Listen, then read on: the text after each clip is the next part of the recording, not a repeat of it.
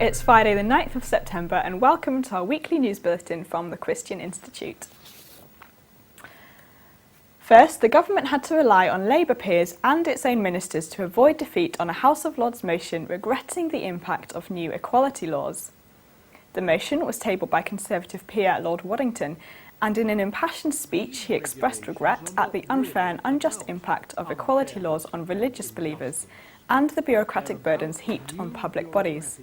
But in the debate, Lord Leicester, a Liberal Democrat peer, described the new regulations as sensible and claimed that there is nothing wrong with the law. Lord Waddington, however, pointed to a long list of injustices suffered by Christians in the name of equality. Remember, my lords, the woman threatened with the sack for being unwilling to perform civil partnership ceremonies, even though she'd worked for the council before civil partnerships were even invented. The nurse suspended for offering to pray for a patient's recovery. The 5-year-old girl reprimanded for discussing her faith at school.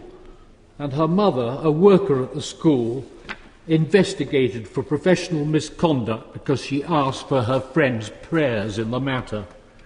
The BA employee sent home without pay for wearing a silver cross.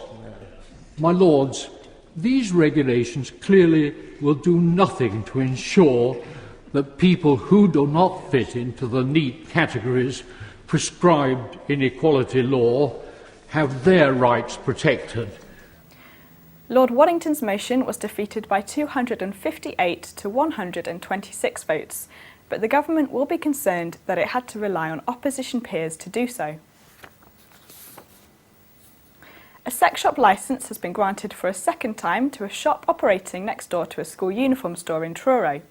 The licence has been granted despite opposition from local residents and Truro City Council. Cornwall Council was forced to rehear the application after it unlawfully granted a licence the first time. The rehearing was the result of a successful legal action taken by the Christian Institute and local resident Armorall Carlyon. The Christian Institute's Mike Judge said, "We're obviously disappointed at the result. The law gives local authorities the power to refuse sex shop licences for locations that are unsuitable. If next door to a school uniform store isn't unsuitable, I don't know what is." The Crown Prosecution Service has failed to prosecute dozens of people suspected of assisting a suicide over the past 18 months. And last year, Keir Starmer QC issued guidance indicating that prosecution for assisted suicide would be unlikely if the subject was wholly motivated by compassion. Of the last 44 cases brought before the CPS, Mr Starmer has dropped 31, while another 8 remain under review. The police withdrew their reports in 5 of the cases.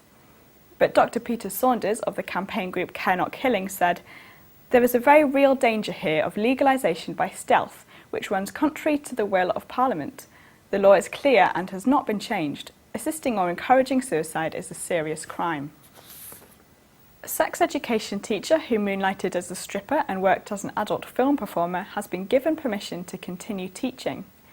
Benedict Garrett, who is 31, told a disciplinary hearing that children should be taught that there is nothing wrong or immoral with pornography.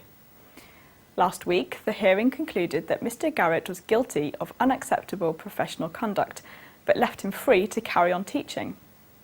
But Norman Wells, director of the Family Education Trust, said, "The vast majority of parents would be uncomfortable, to say the least, to have their children taught by someone involved in the sleazy world of the sex industry."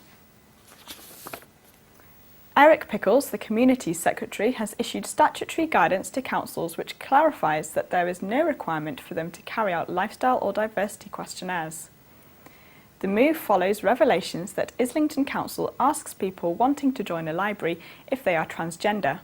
And in Norfolk, a grandmother was asked about her sexual orientation after she complained about her council's bin collection service.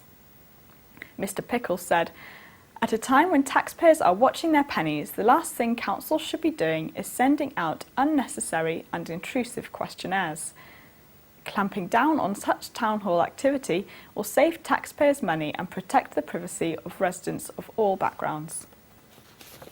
A mother has admitted to regularly spray tanning her 4-year-old daughter to boost her confidence. Mother of 4, Jules Willis, works as a beautician and insists that introducing young children, including her daughter Tate, to beauty parlours is just helping them ease into adolescence. But child protection groups have hit out at the practice, with Claude Knights, director of child protection charity Kidscape, saying, "It is totally wrong to spray tan such young children. Spray tanning sexualises youngsters. Children should not be encouraged to grow up too soon. True confidence and self-esteem come from within, not from without." Well, that's all for this week. For more information and regular updates on all of our stories, plus much more, visit our website at christian.org.uk. Until next time, goodbye.